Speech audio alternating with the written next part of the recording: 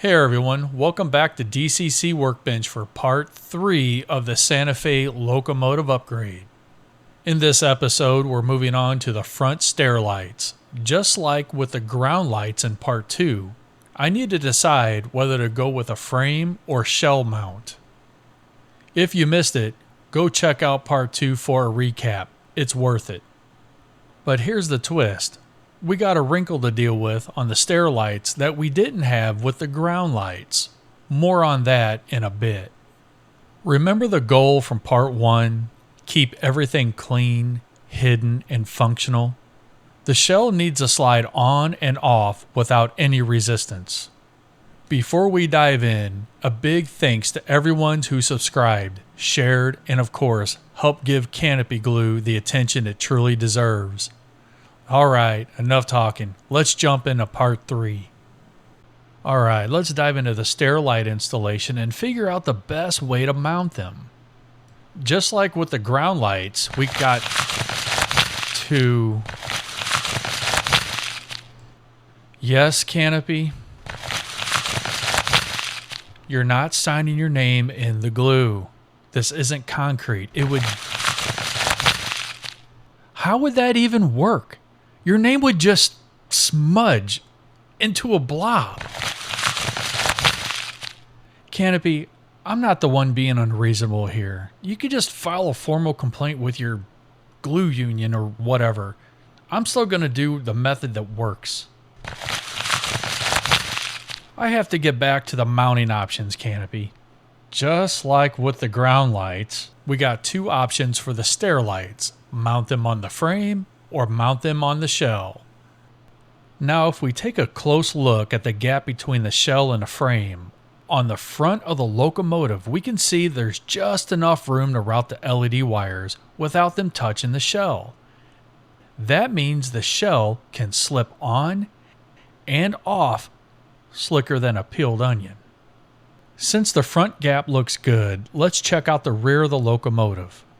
How does that old saying go? Just because the front's dressed up doesn't mean the back's ready for company.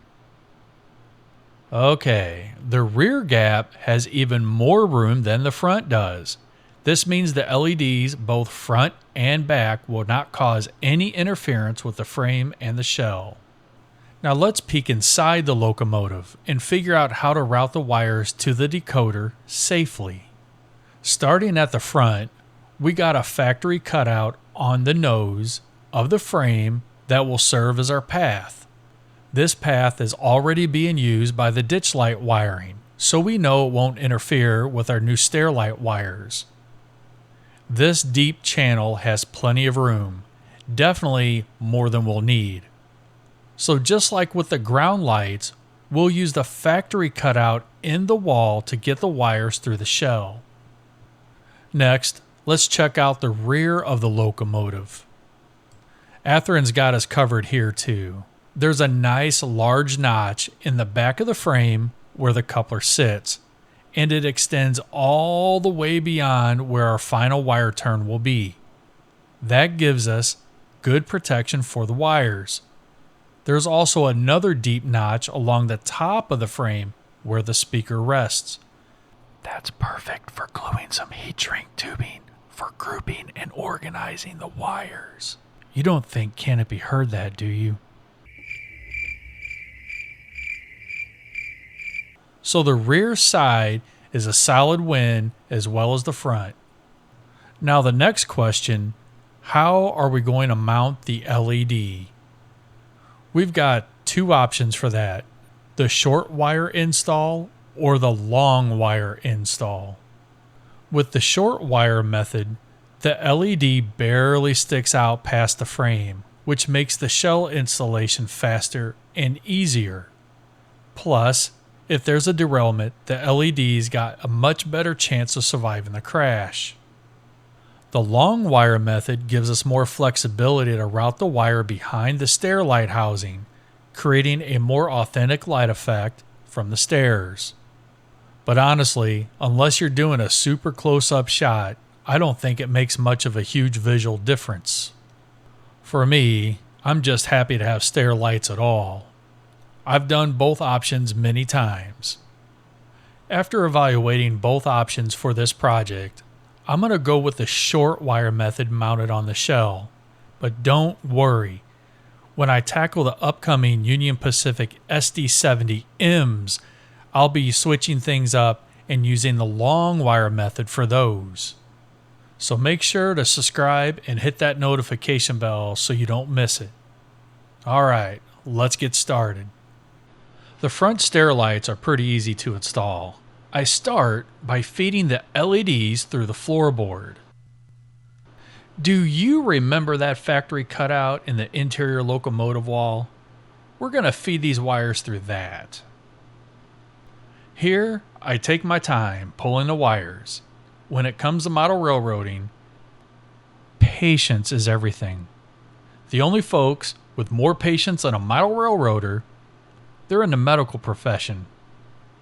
I just pull enough wire through the cab so that the natural tension, it's like a spring, it doesn't pull it back into the locomotive. That's very frustrating when that happens.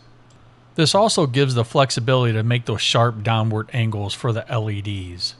From there, I separate the two LEDs, one for each of the stair lights. Now for the next steps. I wasn't able to capture the actual gluing on camera. This one's on Canopy. He dried too fast. But I'm pretty sure that's not the first time he's heard something like that. You see, there was this one time in Mexico that... Yeah, I'm pretty sure there are situations where being too fast isn't considered high-performance feature canopy. Actually, it's usually the opposite. Aw, don't be like that. Look, I'm just saying it wasn't practical to get it on film this time, that's all. But no worries, I did capture it on the rear stairlight episode in the next part of the series. Canopy, let me give you some kudos for locking down the short wire mounting method we've used on those LEDs. They sit just past the fourth step and the front pilot corner on each side. After the glue has set for about 15 minutes, it's time to test fit the shell onto the frame. I'll check a few things here. First, I'm going to hover the shell over the frame to make sure no wires or parts are giving me any false resistance. If there is an issue, I want to find out now, not later. Next, I'm going to gently apply some pressure to the top of the shell to check for any resistance. Giving it a gentle push, I feel no resistance at all. Now I'll turn the unit around and check for the coupler space. There must be zero change from how the coupler sits from the factory. Let's focus in here. Yeah, that looks good. It's nice work so far. Now let's flip the unit over and check the LED seat. Ah, that's looking nice.